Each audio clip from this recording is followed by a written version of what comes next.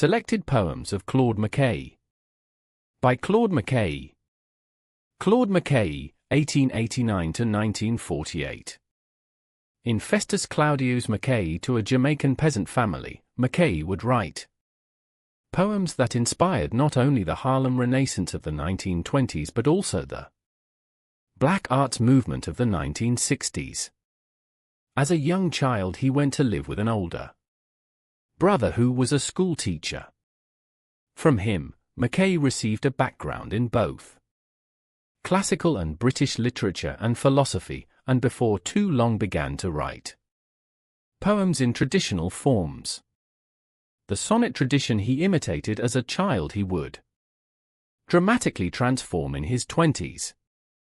McKay would take the romance and the consolations of the historical sonnet and replace them with a hand grenade of protest. Compressed and rhetorically proficient anger would now be among the sonnet's resources and its cultural aims. The form would never be quite the same again. Together with Millais, whose anti-romantic sonnets turned the form about face, McKay reconceived the meaning of a centuries-long tradition. But his first poems were actually rather different. A white British expatriate in Jamaica, Walter Jekyll, encouraged him to write dialect poems embodying Jamaican folklore. That he did in Songs of Jamaica, 1912, and Constab Ballads, 1912, drew on his brief stint as a policeman. That same year he emigrated to the United States to study farming but soon abandoned it for New York City. While working as a railroad dining car waiter, he began to write radical poetry. If We Must Die appeared in the July 1919 issue of the left-wing magazine Liberator.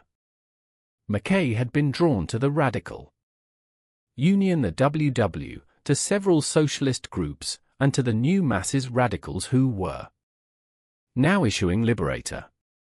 For a time, he was an active member of the New York left, even making a successful trip to the Soviet Union from 1922 to 1923.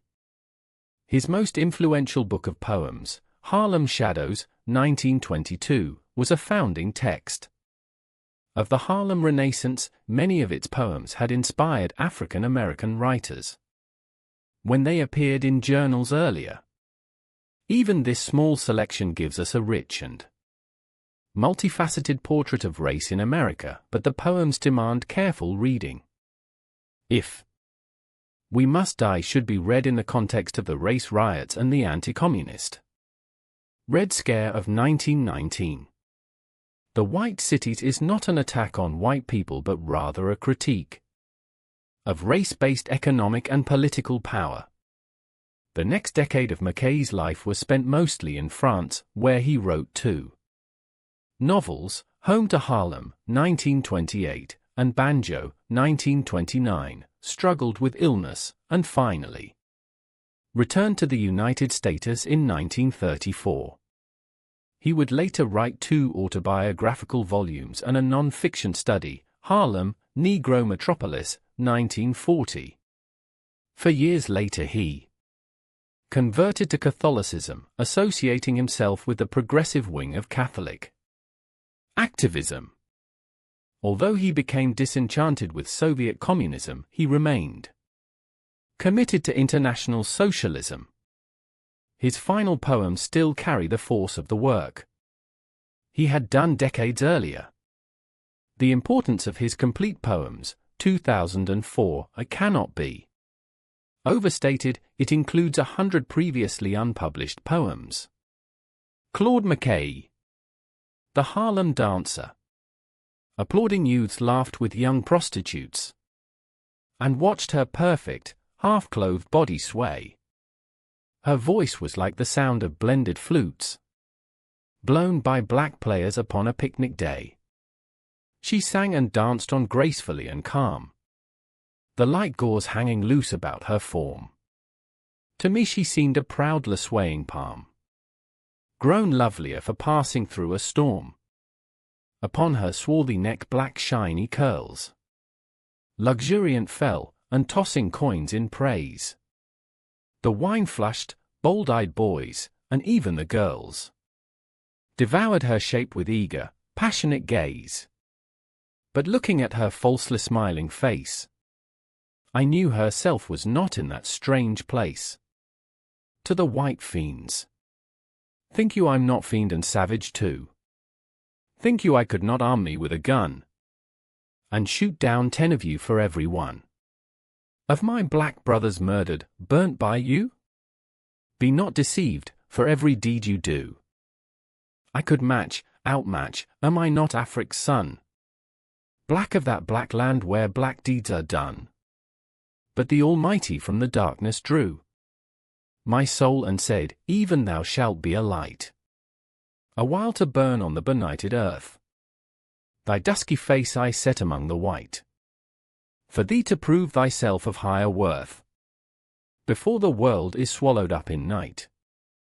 To show thy little lamp, go forth, go forth. If we must die degree, if we must die, let it not be like hogs, hunted and penned in an inglorious spot, while round us bark the mad and hungry dogs. Poem title, written in response to race riots against black Americans that took place in Chicago and other cities in the summer of 1919, making their mock at our accursed lot. If we must die, oh let us nobly die, so that our precious blood may not be shed in vain. Then even the monsters we defy shall be constrained to honor us though dead. O kinsman, we must meet the common foe. Though far outnumbered, let us show us brave, and for their 1,000 blows deal one death blow. What though before us lies the open grave? Like men we'll face the murderous, cowardly pack, pressed to the wall, dying, but fighting back. The lynching? His spirit in smoke ascended to high heaven. His father, by the cruelest way of pain, had bidden him to his bosom once again. The awful sin remained still unforgiven. All night a bright and solitary star, perchance the one that ever guided him, yet gave him up at last to fate's wild whim, hung pitifully o'er the swinging char. Day dawned, and soon the mixed crowds came to view, the ghastly body swaying in the sun. The women thronged to look, but never a one showed sorrow in her eyes of steely blue. And little lads, lynchers that were to be, danced round the dreadful thing in fiendish glee. The tropics in New York, bananas ripe and green, and ginger root, cocoa in pods and alligator pears. Poem title, as an event when a mob murders someone accused of a crime, lynching has a long history in America. But only black men as a group have had to live under its shadow, to live in fear of being taken from their homes without reason and be beaten, dismembered, set afire, and hung. Far from treating it as a secret crime, lynching advocates defended the practice in print. In the period between the end of Reconstruction in the American South, 1877, and the time McKay wrote his poem, thousands of African American men and women had been lynched. White families brought children to watch these sadistic rituals, newspapers sometimes announced the sight in advance, and railroad companies made a profit selling excursion tickets. In 1915, the Ku Klux Klan, a racist organization that practiced lynching, was revived. It grew to several million members by the early 1920s. 391. Claude McKay. And tangerines and mangoes and grapefruit, fit for the highest prize at parish fairs, set in the window, bringing memories of fruit trees laden by low-singing rills, and dewy dawns, and mystical blue skies, in benediction over nun-like hills. My eyes grew dim, and I could no more gaze. A wave of longing through my body swept, and, hungry for the old, familiar ways, I turned aside and bowed my head and wept. The White City. I will not toy with it nor bend an inch. Degree. Deep in the secret chambers of my heart, I muse my lifelong hate, and without flinch, I bear it nobly as I live my part. My being would be a skeleton, a shell, if this dark passion that fills my every mood, and makes my heaven in the white world's hell degree, did not forever feed me vital blood. Ice the mighty city through a mist, the strident trains that speed the goaded mass, the poles and spires and towers, vapor-kissed, the fortressed port through which the great ships pass, the tides, the wharves, the dens I contemplate, are sweet like wanton loves because hate. America, although she feeds me bread of bitterness, and sinks into my throat her tiger's tooth, 1920. 1 inch, compare to a VL not budge an inch, in William Shakespeare's The Taming of the Shrew. 7. Hell, McKay is alluding to lines 254 to 255 in Book I of John Milton's Paradise Lost. The mind is its own place, and in itself can make a heathen of hell, a hell of heathen. Milton's narrator is commenting on Satan. Illinois Towers, McKay is alluding to, and reversing, the tone of William Wordsworth's Composed upon Westminster Bridge, September 3, 1802 inch, this city now doth, like a garment, wear the beauty of the morning, silent, bare ships, towers, domes, theatres, and temples lie, all bright and glittering in the smokeless air. Stealing my breath of life, one will confess, ill of this cultured hell that tests my youth. Her vigor flows like tides into my blood, giving me strength erect against her hate. Her bigness sweeps my being like a flood. Yet as a rebel fronts a king in state, I stand within her walls with not a shred of terror, malice, not a word of jeer. Darkly I gaze into the days ahead, and see her might and granite wonders there, beneath the touch of time's unerring hand, like priceless treasures sinking in the sand. Outcast, for the dim regions whence my fathers came, my spirit, bondage by the body, longs. Words felt, but never heard, my lips would frame. My soul would sing forgotten jungle songs. I would go back to darkness and to peace. But the great Western world holds me in fee, and I may never hope for full release. While to its alien gods I bend my knee, something in me is lost, forever lost. Some vital thing has gone out of my heart, and I must walk the way of life a ghost, among the sons of earth, a thing apart. For I was born, far from my native clime, under the white man's menace, out of time. Mulatto, because I am the white man's son, his own, bearing his bastard birthmark on my face.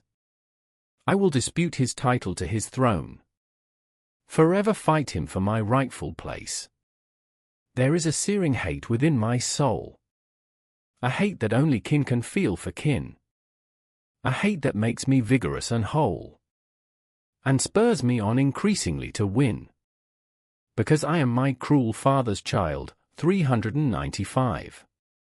Claude McKay.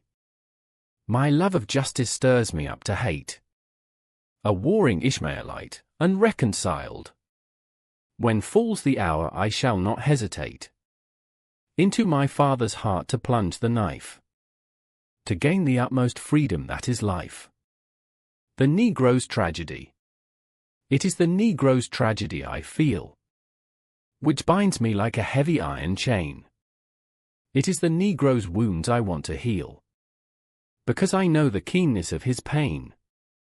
Only a thorn-crowned Negro and no white can penetrate into the Negro's ken, or feel the thickness of the shroud of night. which hides and buries him from other men. So what I write is urged out of my blood. There is no white man who could write my book, though many think their story should be told, of what the Negro people ought to brook. Our statesmen roam the world to set things right. This Negro laughs and prays to God for light. Look within. Lord, let me not be silent while we fight. In Europe Germans, Asia Japanese, for setting up a fascist way of might, while 15 million Negroes on their knees pray for salvation from the fascist yoke of these United States. Remove the beam. Nearly 2,000 years since Jesus spoke. From your own eyes before the mote you deem it proper from your neighbors to extract. We bathe our lies in vapors of sweet myrrh, and close our eyes not to perceive the fact. But Jesus said, you whited sepulchre, pretending to be uncorrupt of sin, while worm-infested, rotten through within. Tiger. The white man is a tiger at my throat, drinking my blood as my life ebbs away, and muttering that his terrible striped coat is freedom's and portends the light of day. O white man, you may suck up all my blood, and throw my carcass into potter's field, but never will I say with you that mud is bread for Negroes. Never will I yield. Europe and Africa and Asia wait the touted New Deal of the New World's hand. New systems will be built on race and hate. The eagle and the dollar will command. O Lord, my body, and my heart too, break. The tiger in his strength his thirst must slake. 1946 699. Edna St. Vincent Millay, 1892–1950. Born in Rockville, Maine, Millay was educated at Vassar.